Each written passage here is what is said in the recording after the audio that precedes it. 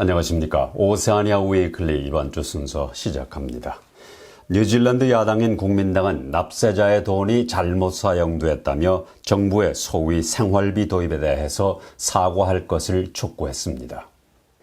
이에 대해 제신다 아던 총리는 시스템이 완벽하지 않다는 것은 인정했지만 1차 생활비가 외국인과 해외에 거주하는 뉴질랜드인에게 지급된 사실에 대해 사과하지는 않았습니다. 이러한 사실은 감사원이 지난 8월 초에 지급된 생활비 보조금이 정확한 우선순위가 없이 서둘러 지급됐다는 지적이 있은 후에 나오는 것입니다. 야당인 국민당의 크리스토퍼 럭슨 지도자는 정부가 이 문제에 대해서 반드시 답변해야 한다고 말했습니다.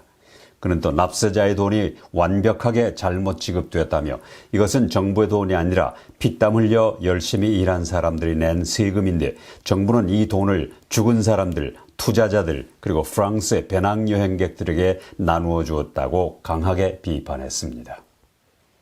에어 뉴질랜드는 뉴질랜드 관광청의 If You Seek 캠페인의 하나로 9월 한 달간 한국에서 뉴질랜드 주요 도시 간 항공 요금을 특별 할인합니다.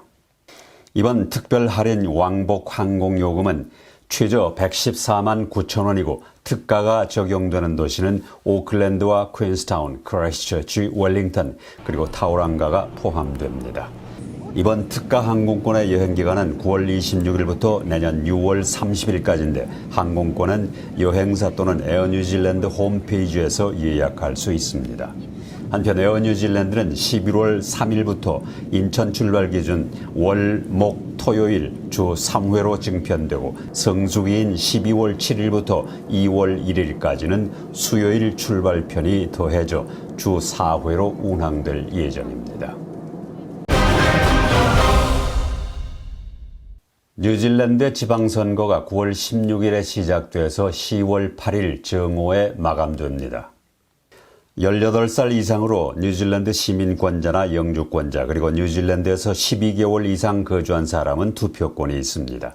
등록된 유권자에게는 9월 16일부터 21일 사이에 투표용지가 발송되고 10월 8일 정오에 우편 투표가 마감됩니다. 오늘은 오클랜드 시장 후보자인 에페서 콜린스를 만나서 오클랜드의 주요 이슈들에 대해서 들어보았습니다. I think the critical issues in Auckland at the moment are transport, housing, community connection, and the ability for our young people to prosper. So with transport, I've already announced fare-free public transport. I know some people are wondering how are we going to pay for that? And we know that for fare-free public transport, we're looking at around $230 million. And that money we can take from existing budgets in council and we can move those budgets so it pays for that. So we've got the money, we can pay for that. And that way it's easier for people to catch the bus, go to work, go to school, go visit their friends. I think the other key issue in Auckland is housing. We know that the Salvation Army tell us that there are 30,000 houses we're short by. So we need to build another 30,000 houses to meet the need of all Aucklanders. I think another big issue at the moment for Auckland is the level of crime and the ram raids. And it's something that I've been particularly concerned about as a person. I've worked with young people all my life. And we know that if young people aren't doing something good and pro-social, they end up doing anti-social things like criminal activity and ram raids. And just finally, the thing I think is really important is now that we're coming out of COVID, people need the chance to interact again, to meet one another. And I think we need good local town centres that are doing well. We can have a coffee anywhere in Auckland. There were many gun shooting incidents in Auckland area as well. What do you think about that? I'm really concerned. What we need to remember is that the police data tells us that youth crime is actually coming down.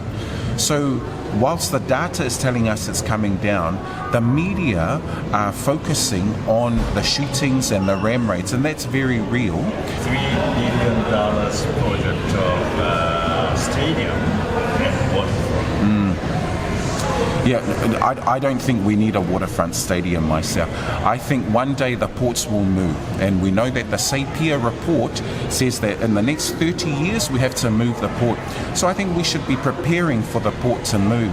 But I don't think we need a waterfront stadium. We've got Mount Smart, QBE Stadium, Eden Park, 3 big stadiums. And what we all know is that stadiums across the world don't make money. And so if they're not making money, then the council shouldn't be investing more money in another stadium. I believe instead for the waterfront, what we should be doing is a water park, a cultural centre, a playground, maybe even a school, some good retail, lovely boardwalk that we can enjoy. Those are the ideas that I have for that area. But that's going to happen maybe in the next 20 years. But I don't favour a waterfront stadium. I don't think this is the time for a waterfront stadium, especially when we've got Eden Park and Mount Smart. 뉴질랜드는 올겨울 독감 환자가 예년에 비해서 4배나 더 많이 발생했으나 제법 잘 대응해가고 있다는 평가를 받고 있습니다. 뉴질랜드 북부지역 보건조정센터는 이번 겨울이 길고 힘들었다며 국경이 개방된 후 처음으로 맞이하는 겨울이라 더욱 힘들 것으로 예상했었다고 말했습니다. 뉴질랜드는 오랜만에 독감이 유행해 시민들의 독감에 대한 면역력이 약해져 더 많은 환자들이 발생한 것으로 전문가들은 풀이하고 있습니다. 호주 정부는 기술 인력과 노동력 부족을 해소하기 위해서 현 회계년도에 영구 이민자를 3만 5천 명에서 19만 5천 명으로 크게 늘릴 것이라고 발표했습니다. 클레어 오닐 호주 내무장관은 2023년 6월 30일까지 이민자 수를 크게 늘리겠다는 계획을 발표하고 코로나로 부족해진 기술 인력 문제를 해결하겠다고 밝혔습니다. 오닐 장관은 호주 간호사들은 지난 2년 동안 2교대 또는 3교대로 일했고 공항 직원이 부족해 항공편이 취소됐고 과일을 따는 사람이 없어 과일을 수확하지 못한 채 나무에서 썩어가고 있다고 말했습니다. 오닐 장관은 그러나 코로나의 영향이 너무 커서 단기적으로는 여전히 수천 명의 근로자가 부족할 것이라며 많은 사람들이 호주 대신 캐나다, 독일, 영국으로 이주하는 것을 선택하고 있다고 전했습니다. 코로나 감염자 수가 계속 줄어들고 있고 해외에서 코비드-19 제한을 완화함에 따라 뉴질랜드도 마스크 착용 규정을 완화할 것으로 보입니다.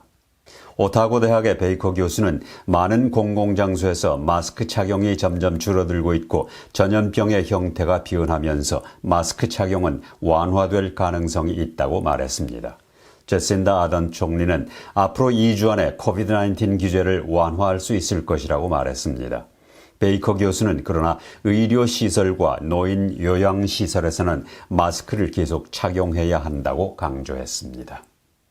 최근 발표된 설문조사 보고서에 따르면 뉴질랜드에 살고 있는 아시안의 80% 이상이 지난해 온라인 도박이나 게임을 해본 것으로 나타났습니다.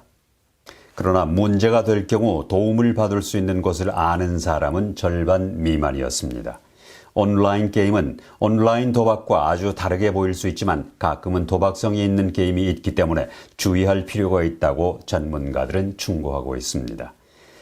아시아인 가족 서비스는 405명의 아시아인만을 대상으로 한 설문조사에서 84.6%가 지난 1년 사이에 온라인 도박이나 게임에 참여한 것으로 나타났습니다. 이들 중 73.8%는 로또를 사거나 스크래치를 산 것으로 나타났고 50.8%는 비디오 게임, 41.1%는 뉴질랜드 TAB를 통한 스포츠 이벤트 베팅에 참여했다고 답했습니다. 호주 정부는 코비드-19 확진자에 대한 의무 격리 기간을 7일에서 5일로 단축했습니다. 이러한 조치는 안소니 알바니스 호주 총리와 전국 각 지역 지도자 간의 회의를 통해서 결정됐는데 격리 기간 단축은 오는 9일부터 적용됩니다. 확진자들은 증상이 없는 경우 5일 후에 격리 장소에서 떠날 수 있습니다. 그러나 고령자와 장애자를 대상으로 일하는 근로자에게는 계속 7일간의 격리가 적용됩니다. 호주 내각은 또 국내선 여행자에 대해 마스크를 의무적으로 착용하지 않아도 된다는 데 동의했습니다.